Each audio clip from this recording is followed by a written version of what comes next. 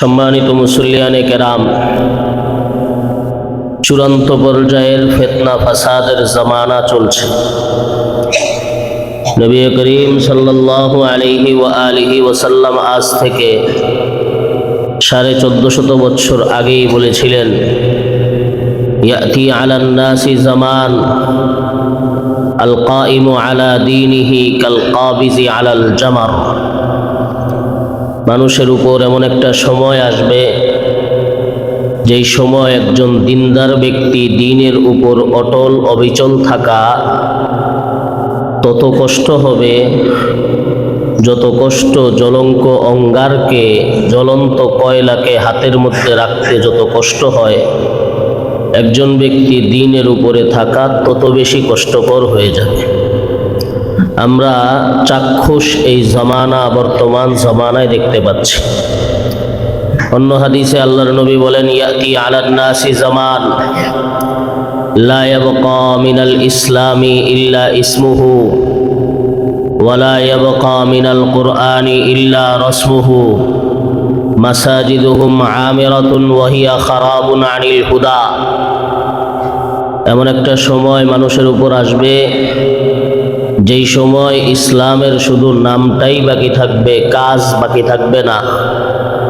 কোরআন লেখা থাকবে কিন্তু মানুষ কোরআন অনুযায়ী আমল করবে না।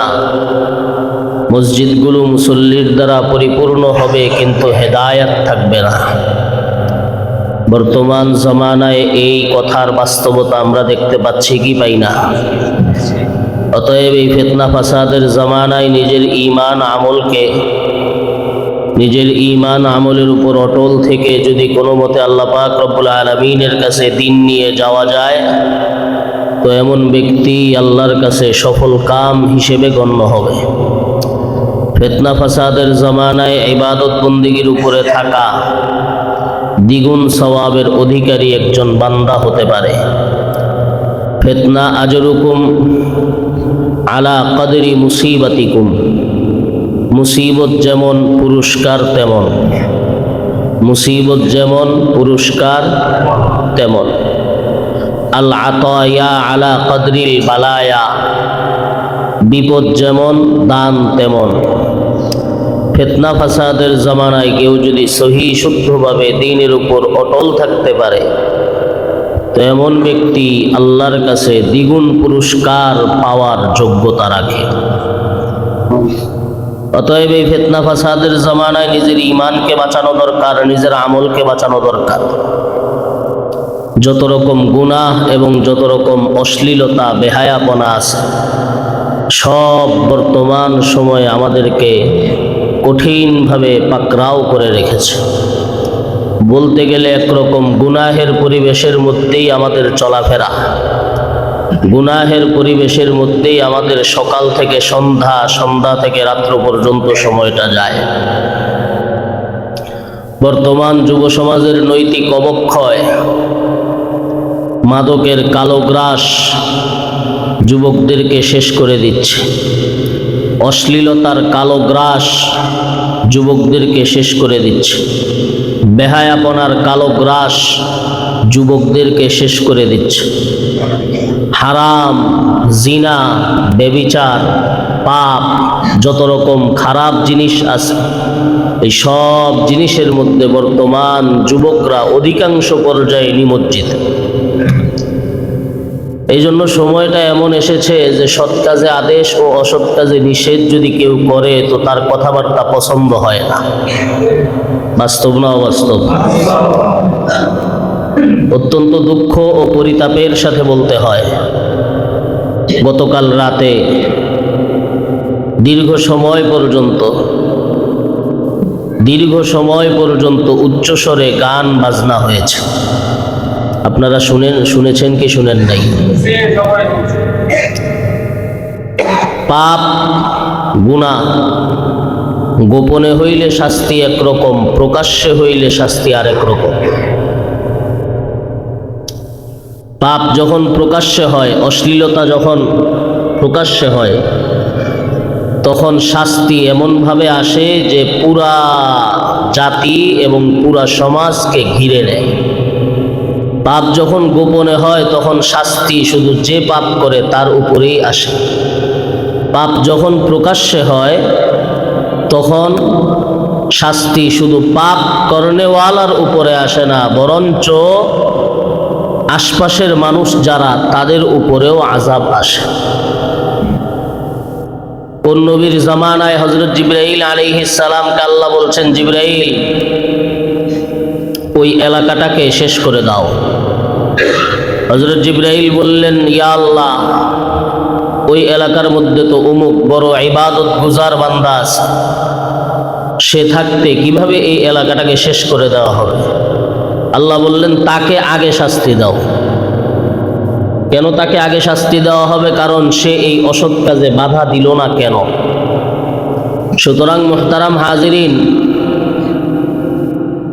কিছু মানুষ আছে যাদেরকে এই জাতীয় কথা বললে তারা আবার প্রতি উত্তরে বলে, কেন এটা কি ইসলামী সমাজ হয়ে গেছে?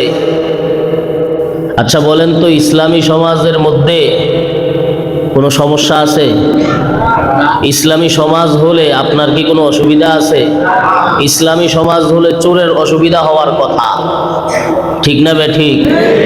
ইসলামী সমাজ হলে সুদখোরের অসুবিধা হওয়ার কথা, ইসলামী সমাজ হলে জালেমের অসুবিধা হওয়ার কথা, ইসলামী সমাজ হলে জুয়াকারী মদ সেবনকারী যারা তাদের অসুবিধা হওয়ার কথা, ইসলামী সমাজ হলে দুর্নীতিবাজ যারা তাদের অসুবিধা হওয়ার কথা।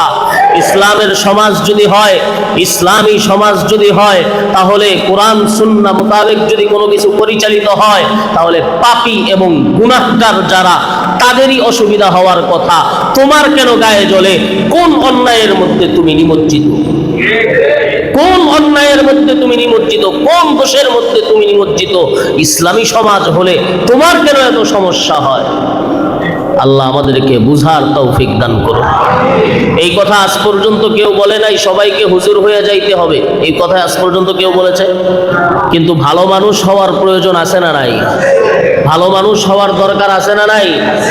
আমাদের সমাজের মধ্যে শান্তি কিভাবে থাকবে? আমাদের সমাজের মধ্যে শান্তি এবং শৃঙ্খলা কিভাবে থাকবে? এই ব্যাপারে ফিকির করা সমাজের প্রত্যেকটা নাগরিকের দায়িত্ব কিনা? অবশ্যই দায়িত্ব। তোমার পাপের কারণে আযাব আসবে, সেই আযাবের মধ্যে আমি কেন গ্রেফতার হব? তোমার পাপের কারণে দুর্ভিক্ষ আসবে, সেই দুর্ভিক্ষের মধ্যে আমি কেন নিমজ্জিত হব? তোমার পাপের কারণে সমাজে অশান্তি আসবে, সেই সমাজের অশান্তির মধ্যে আমি কেন যাব? আমার সমাজটাকে অশান্ত করার অধিকার তোমার নাই। সুতরাং প্রকাশ্য কোনো রকম পাপ যদি করতে হয়, তাহলে এই সমাজের বাহিরে গিয়েই করতে হবে। এর মানে এটা নাই সে ইসলামী সমাজ হয়ে গেছে, সবাই নামাজি হয়ে গেছে, সবাই দিনদার হয়ে গেছে।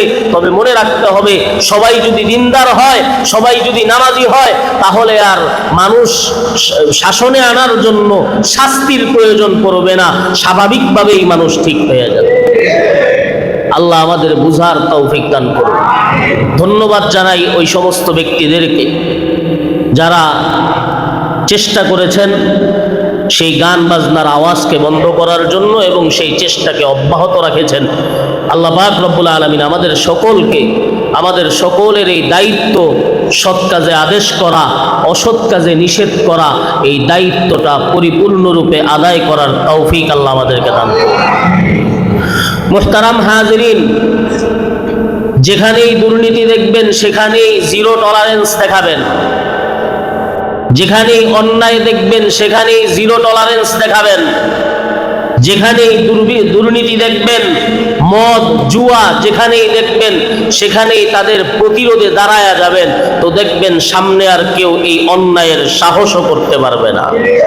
শক্তের ভক্ত নরমের জম কথা আছে না নাই? আপনি যত শক্ত হবেন অন্যায়ের বিরুদ্ধে, অন্যায় আপনাকে তত বেশি ভয় পাবে। আপনি অন্যায়ের সামনে যত বেশি নত হবেন, অন্যায় আপনাকে তত বেশি গ্রাস করে নেবে। অতএব সব ধরনের অন্যায়ের বিরুদ্ধে আমাকে আপনাকে সচেতন হওয়ার প্রয়োজন আছে না নাই? আল্লাহ আমাদের সকলকে বুঝার তৌফিক দান করুন। মানুষ কিভাবে দিনদার হবে, মানুষ কিভাবে ভালো হবে, আল্লাহ ভোলা মানুষগুলো কিভাবে আল্লাহর পথে আল্লাহর ডাকে সাড়া দিবে, এই জনসের জন্যই আল্লাহ পাক রব্বুল আলামিন যুগে যুগে আম্বিয়ায়ে কেরাম আলাইহিমুস সালামকে প্রেরণ করেছেন।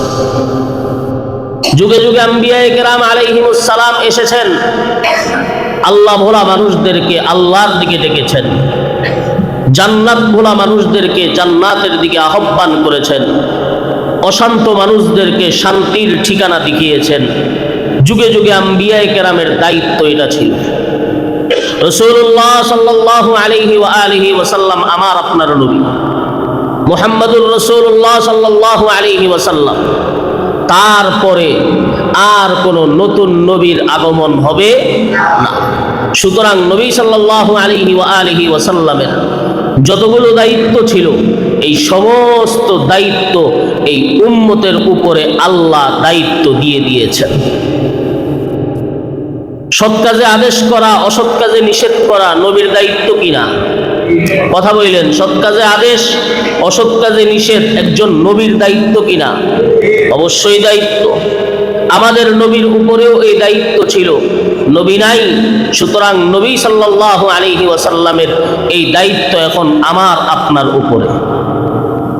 তাবলীগের জিম্মাদারি করা, রিসালাতের বার্তাকে পৌঁছে দেওয়া। ইয়া আইয়ুহার রাসূল বাল্লিগ মা উনজিলা ইলাইকা মির রাব্বিক, ও রাসূল আপনার উপরে আল্লাহর পক্ষ থেকে যেই জিনিস নাজিল হয় আপনি এটাকে পৌঁছে দেন। এই পৌঁছানোকেই আরবিতে বলা হয় তাবলীগ। আপনি এটার তাবলীগ করেন, নবীর দায়িত্ব। আজ নবী নাই, তাহলে কোরআন হাদিসের বার্তাগুলো মানুষকে পৌঁছে দেওয়ার দায়িত্ব আমি আর আপনি উম্মতের।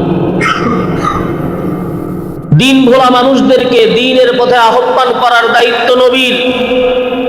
নবী সাল্লাল্লাহু আলাইহি ওয়াসাল্লাম নাই, কিয়ামত পর্যন্ত নতুন আর কোন নবী আসবেন না, নতুন আর কোন নবীর জন্ম হবে না।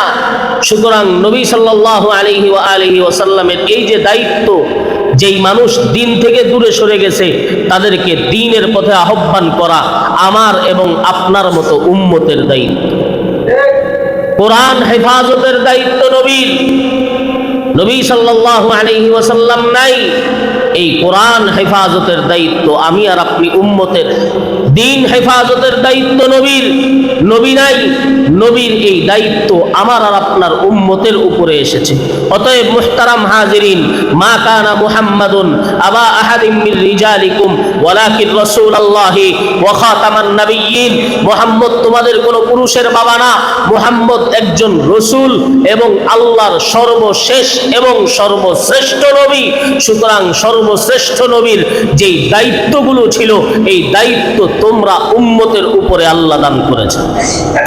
এটা আমাদের জন্য সম্মানের না অসম্মানের বিষয়? সম্মানের বিষয়, সম্মানের বিষয়।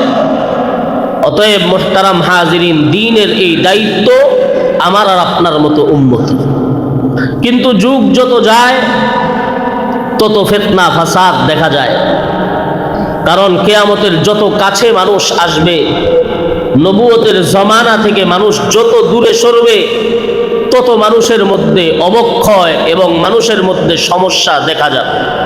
হাদিসে পাকের মধ্যে নবী বলেন, লাতানকুযান্না উরাল ইসলামি উরওয়াতান সুম্মা উরওয়াতা, লাতানকুযান্না উরাল ইসলামি উরওয়াতান সুম্মা উরওয়াতা।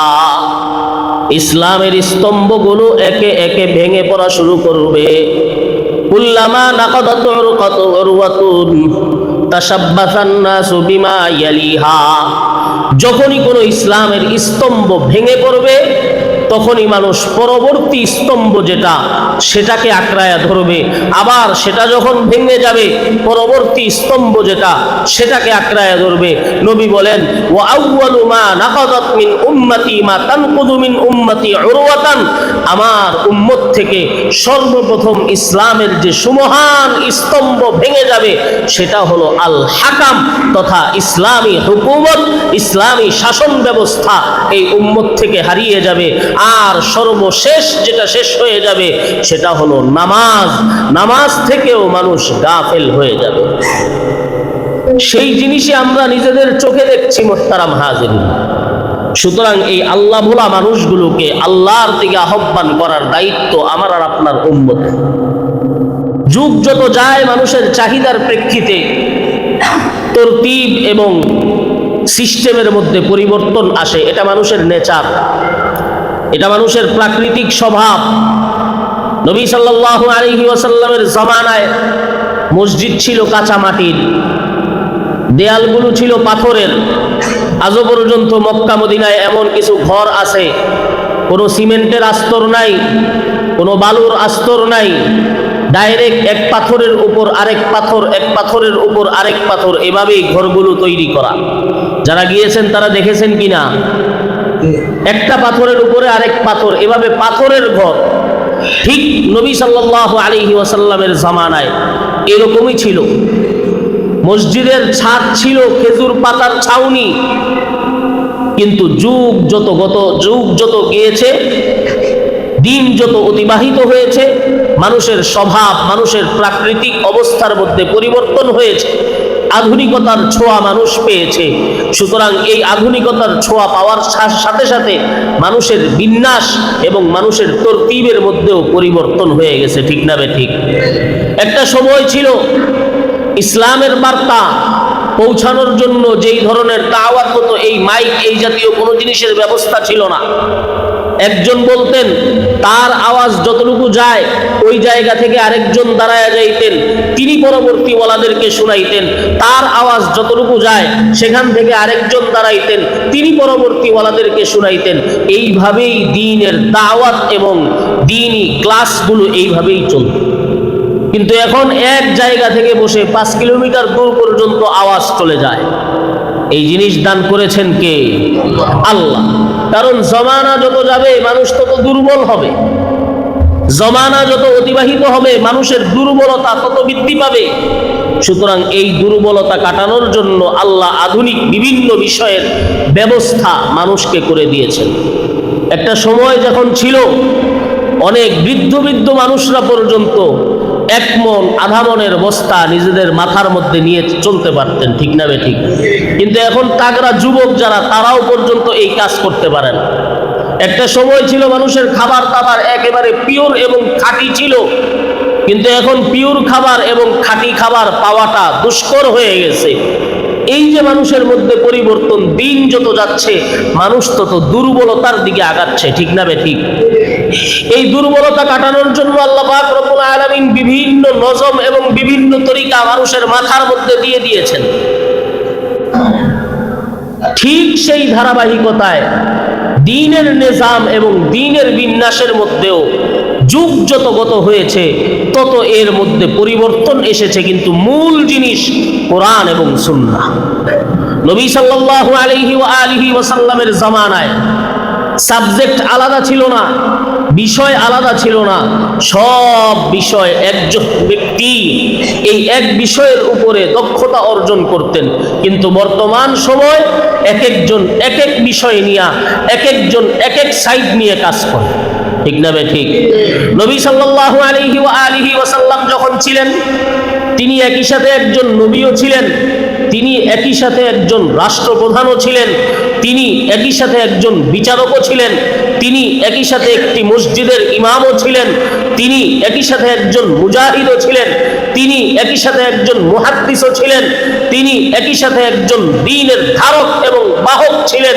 দ্বীনের যত লাইন আছে, দ্বীনের যত শোভা আছে, দ্বীনের যত অংশ আছে, সব কিছুর কাজ নবীও করতেন, সাহাবায়ে কেরামও করতেন। কিন্তু সময় যত গত হয়েছে মানুষ তত দুর্বল হয়েছে, এজন্য এক একজন এক এক সাইড নিয়ে মেহনত করা শুরু করেছে। কেউ লেখাপড়ার সাইডটা দেখে, কেউ দ্বীনের দাওয়াতের রাস্তা দেখে, কেউ জিহাদের রাস্তা দেখে, কেউ আবার ইসলামী রাজনীতি এবং রাষ্ট্রের ক্ষেত্রের কাজ, এগুলোর মধ্যে কাজে জড়িত। এক একজন এক এক সাইড নিয়ে আসে। মনে রাখতে হবে সবগুলোই দ্বীনের কাজ। ঠিক না ঠিক?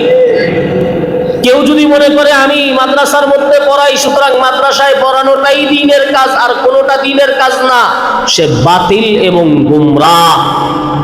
কেউ যদি মনে করে আমি তাবলীগ করি, সুতরাং তাবলীগটাই দ্বীনের কাজ আর কোনোটাই দ্বীনের কাজ না, নিঃসন্দেহে ওই ব্যক্তি গুমরাহ। কেউ যদি মনে করে আমি পীর মুরিদি করি, পীর মুরিদিটাই দ্বীনের কাজ আর কোনোটাই দ্বীনের কাজ না, নিঃসন্দেহে এমন ব্যক্তি একজন গোমরাহ।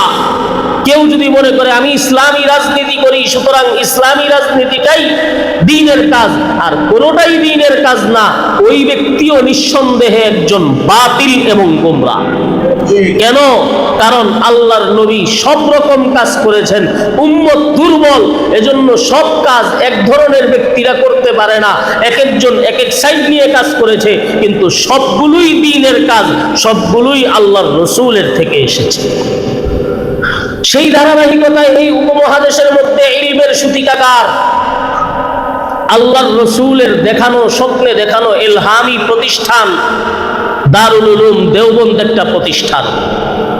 ভারতের সাহারানপুরে অবস্থিত দারুল উলুম দেওবন্দ স্বপ্নের মাধ্যমে আল্লাহর রাসূল সাল্লাল্লাহু আলাইহি ওয়াসাল্লাম দারুল উলুম দেওবন্দের বাণী হযরত কাসেম নানুতুবি রহমতুল্লাহি আলাইহিকে স্বপ্নের মাধ্যমে দেখাইছেন, ও কাসেম, এই জায়গার মধ্যে আমি দাগ দিয়ে দিলাম, এখানের মধ্যে একটা প্রতিষ্ঠান হবে, যেই প্রতিষ্ঠান থেকে কিয়ামত পর্যন্ত দ্বীনের আলো ছড়াইতে থাকবে। আজ আপনি বিশ্বের যে কোনো জায়গায় যাবেন না কেন, দেখবেন কোনো না কোনো ভাবে এই ব্যক্তি দারুল উলুম দেওবন্দের ছাত্র, এই ব্যক্তি দারুল উলুম দেওবন্দের সাথে সম্পৃক্ত।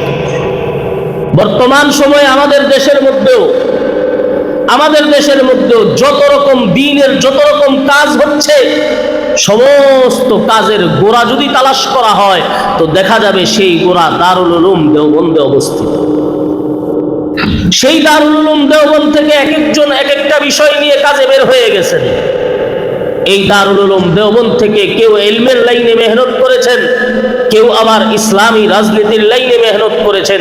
এই দারুল উলুমের একজন সন্তান, নাম তার হযরত ইলিয়াস রহমতুল্লাহি আলাইহি।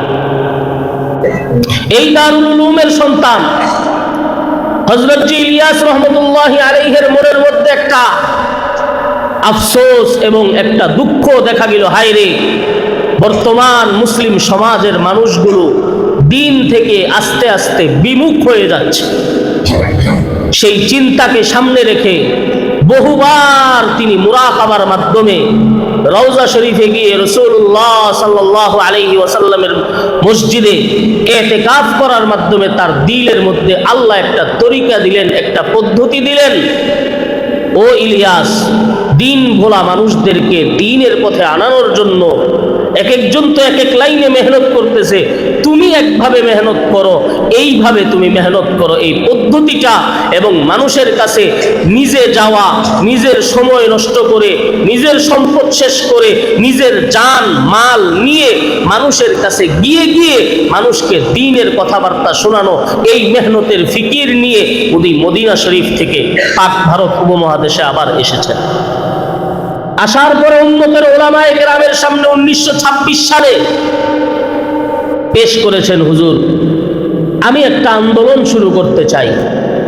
আমার আন্দোলনের মূল পুঁজি হলো দ্বীন ভোলা মানুষগুলো কিভাবে তাদেরকে দ্বীনদার বানানো যায়।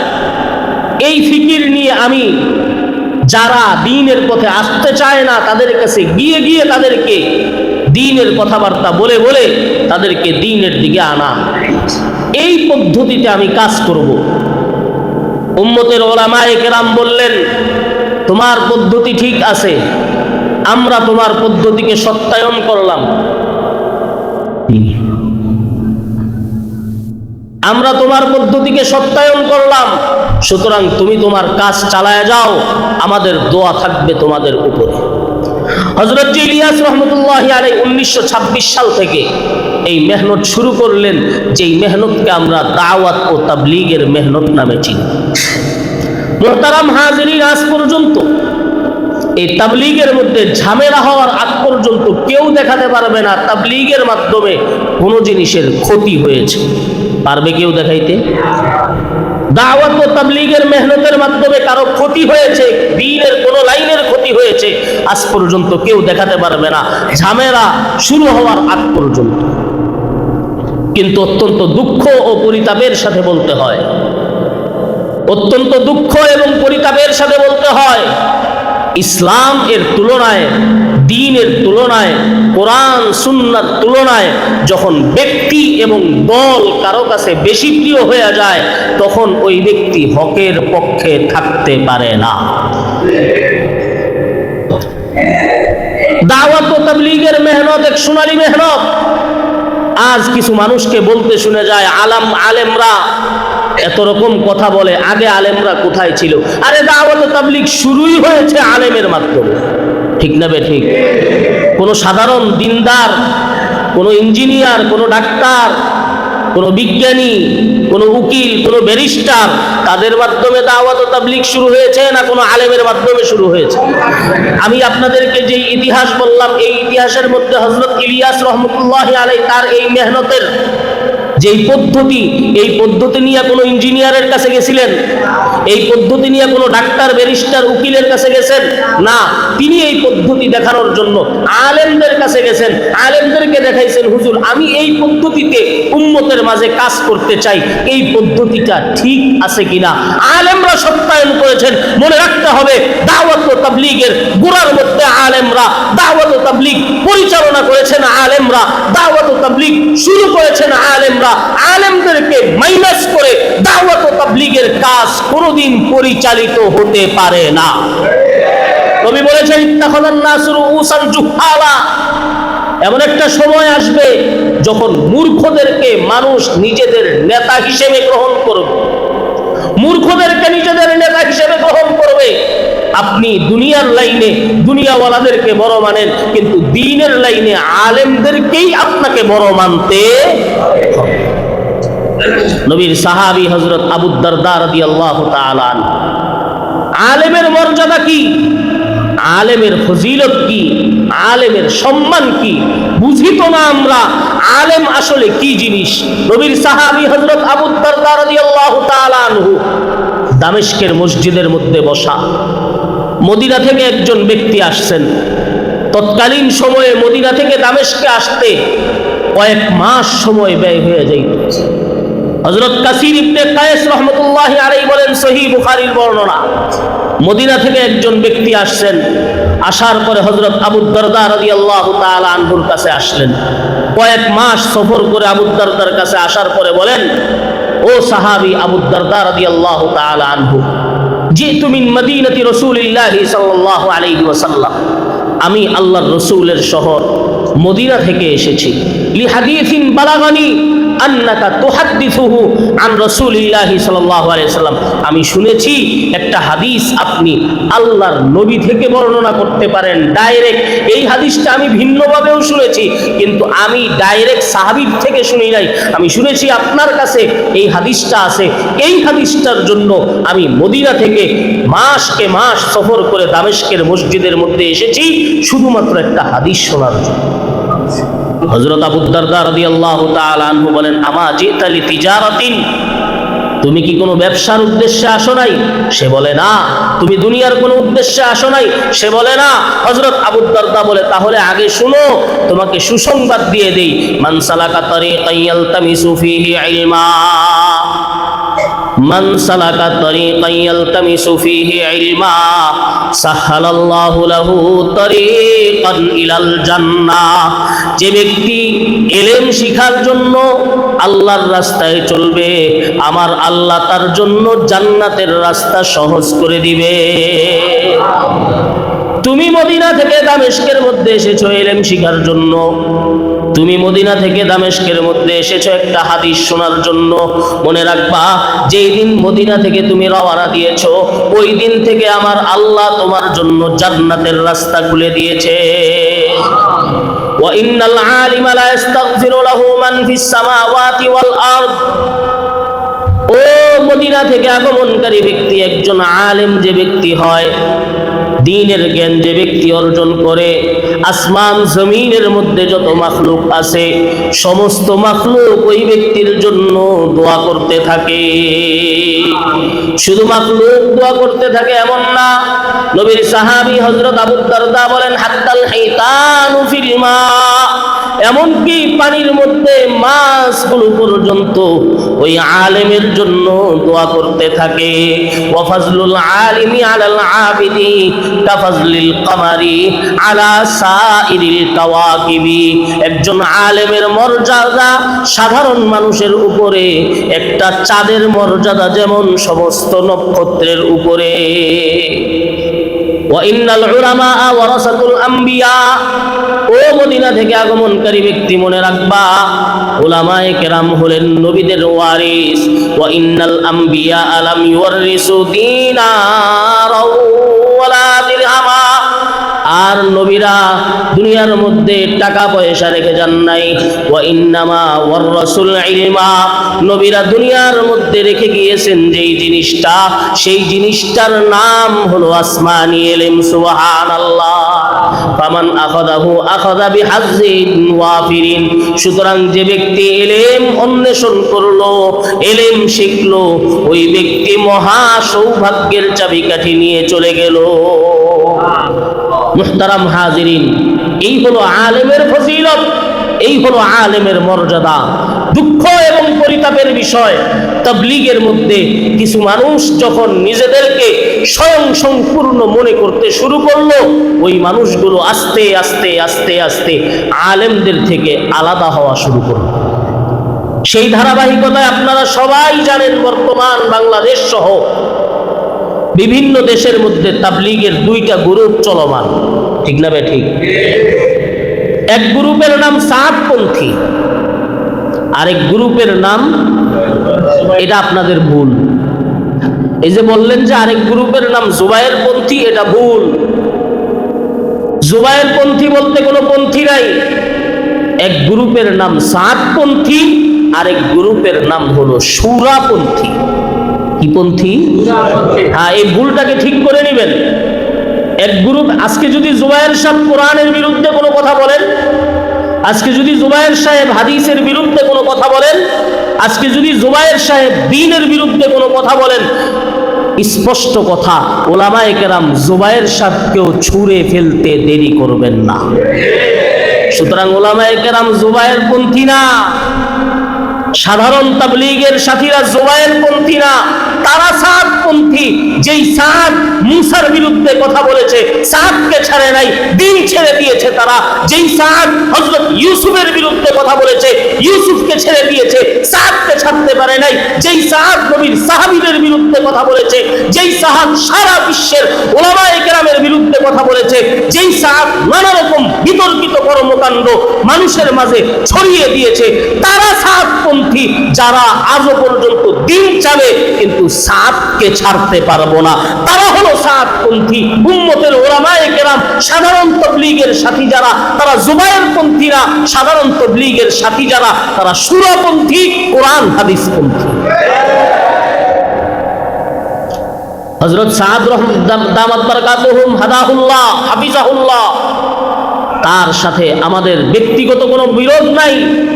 কিন্তু উম্মতের উলামায়ে কেরাম যখন দেখলেন একজন ব্যক্তি নানান রকম ভুল, বিশ্বের কেন্দ্রীয় পর্যায়ের একটা জায়গায় বসে নানান রকম ভুল মানুষের মাঝে বলতেছে। কি রকম ভুল? আল্লাহ হযরত মূসাকে বলছেন, মূসা, তাওরাত যদি নিতে হয় আমার জন্য 40 রাত্র তোমাকে ইতিকাফ করতে হবে। কয় রাত্র? 40। সেই সময় তোমার উম্মতের জিম্মাদারি গ্রহণ করবে তোমার ভাই হারুন। তুমি 40 রাত্র তুর পাহাড়ে আমার জন্য ইতিকাফ করবা, এরপর আমি আল্লাহ তোমাকে তাওরাত দান করব। সেই কথায় হযরত মূসা আলাইহিস সালাম চলে গেছেন ইতিকাফ করতে। আর দিল্লির নিজামউদ্দিনের মাওলানা সাদ বলে, হযরত মূসার এই যাওয়াটা ঠিক হয় নাই। নাউজুবিল্লাহ। হযরত মূসাকে যেতে বলেছেন কে? ওয়া ওয়া'আদনা মূসা 30 লাইলা ওয়া আতমামনাহা বি'আশরিন ফাতাম্মা মিকাতু রাব্বিহি 40 লাইলা।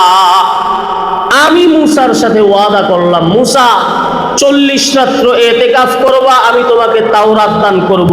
হযরত মূসা নিজ থেকে গিয়েছেন না আল্লাহর আদেশে গিয়েছেন? কিন্তু তিনি মিম্বরের মধ্যে বসে ঘোষণা দিলেন, হযরত মূসা উম্মতকে ছেড়ে চলে যাওয়ার কারণে হযরত মূসা উম্মতকে ছেড়ে চলে যাওয়ার কারণে বনি ইসরাইল গোমরাহ হয়ে গেছে, তার যাওয়াটা উচিত হয় নাই। দারুল উলুম দেওবন্দ সহ বিশ্বের বড় বড় উলামায়ে কেরামের কানে যখন এই সমস্ত কথা আসতে লাগলো, তার জবান দিয়ে যখন বের হইল হযরত ইউসুফ আলাইহিস সালামের উপর শয়তান চড়াও হয়েছে, উম্মতের উলামায়ে কেরামের কানে যখন এই কথাগুলো আসতে লাগলো, তার জবান দিয়ে যখন বের হইল ইমামতি করে মাদ্রাসাওয়ালারা, মসজিদওয়ালারা ইমামতি করে যেই টাকা এবং বেতন গ্রহণ করে, ওই বেতনের টাকা বেশ্যার ইনকামের চেয়েও খারাপ।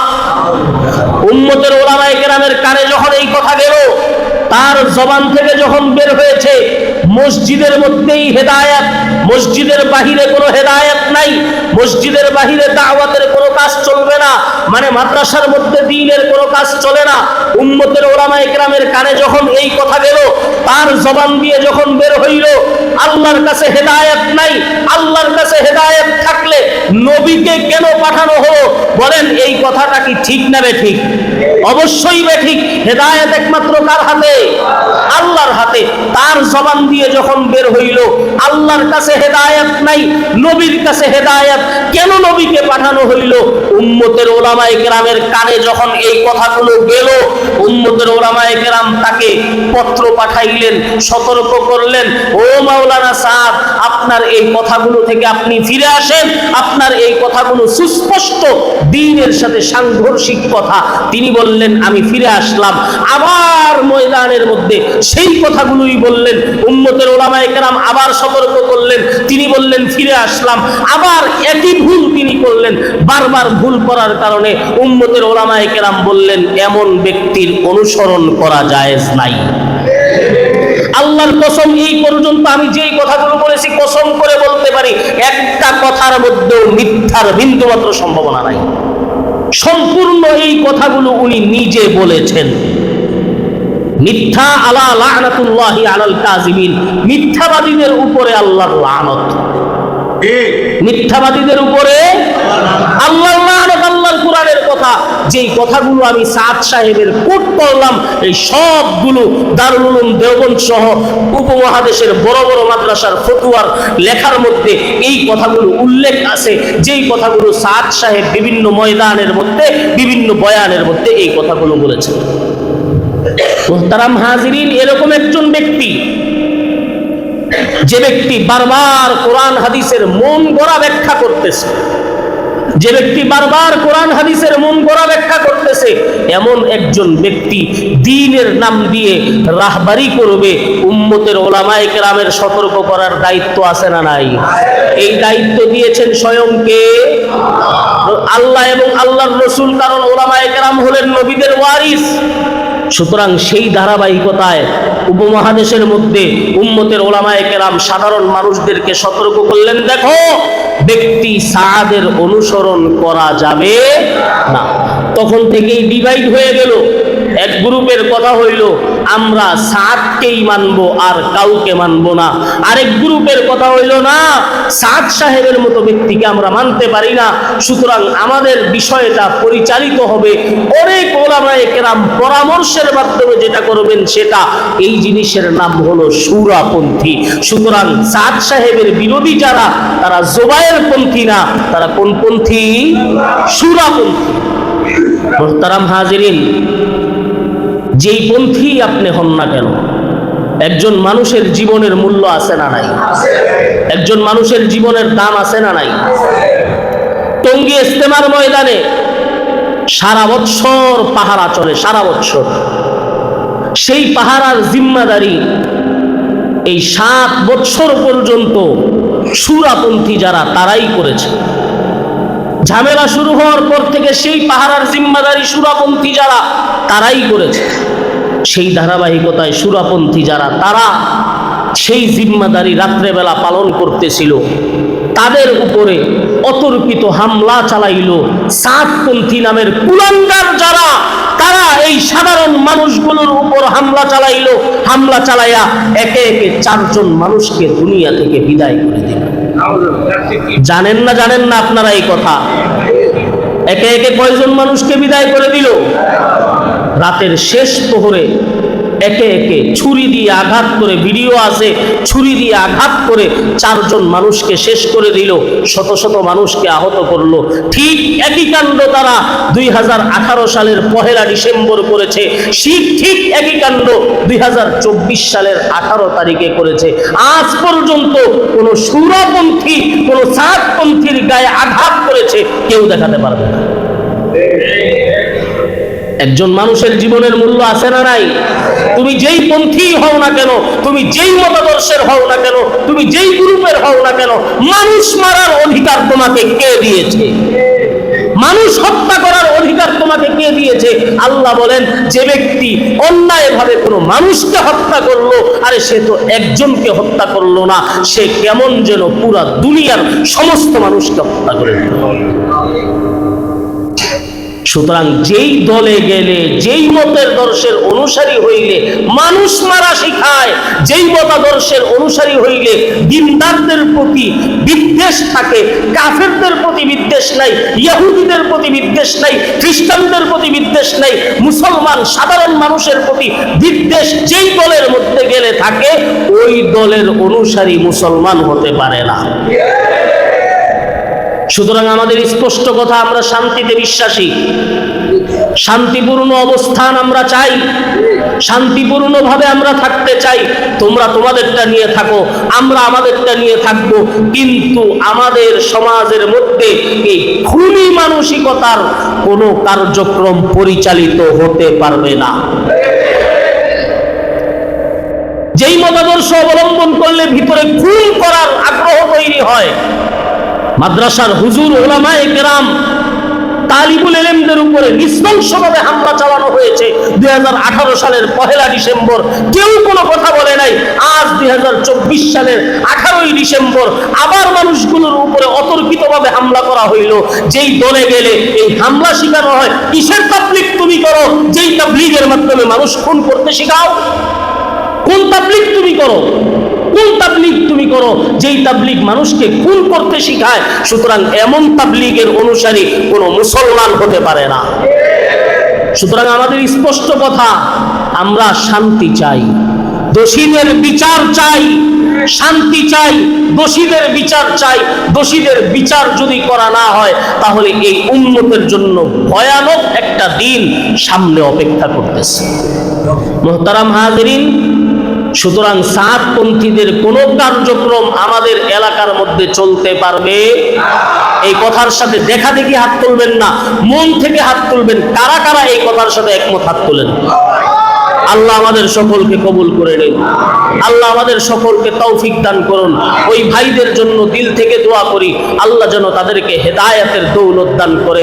আর দুনিয়ার সবাই যদি কোরআন হাদিসের বিরুদ্ধে যায়, একজন মানুষ যদি কোরআন হাদিসের পক্ষে থাকে, তো আমি ব্যক্তি সেই একজন মানুষ যে কোরআন হাদিসের পক্ষে থাকবে তাকে মানবো। যার জবান থেকে মুসা নিরাপদ না, যার জবান থেকে ইউসুফ নিরাপদ না, যার জবান থেকে স্বয়ং আমার আপনার নবী নিরাপদ না, এমন ব্যক্তির অনুসরণ আমরা করতে পারি। আল্লাহ আমাদের সকলকে তৌফিক দান করুন, আমিন। এই হত্যাকাণ্ডের প্রতিবাদে যাত্রাবাড়িতে বিক্ষোভ মিছিল হবে জুমার পরে, আমরা যারা পারি শরীক হওয়ার চেষ্টা করব, আমিন। ওয়া আখিরু দাওয়ানা আলহামদুলিল্লাহি রাব্বিল আলামিন।